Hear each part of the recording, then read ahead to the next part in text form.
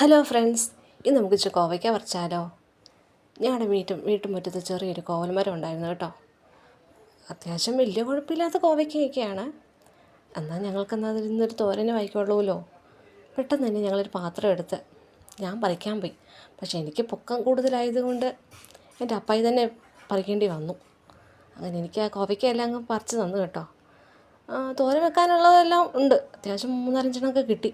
അങ്ങനെ ഞാൻ പെട്ടെന്ന് തന്നെ എടുത്തുകൊണ്ട് വന്ന് ഒന്ന് കഴുകി വാരിയെടുത്തു.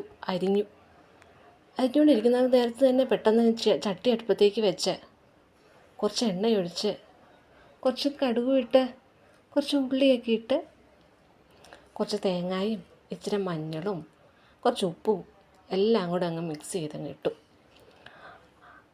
അത് കഴിഞ്ഞ ഉടനെ നമ്മൾ അരിഞ്ഞു വെച്ച് കോവയ്ക്കയും കൂടെ അങ്ങോട്ട് ഇടുക.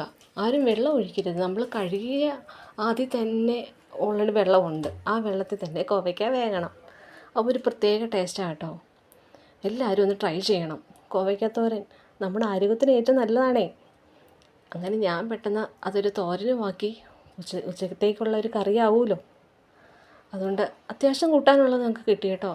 നല്ല ടേസ്റ്റാണ്. എല്ലാവരും ഒന്ന് പരീക്ഷിക്കണേ. Okay, tata, bye by.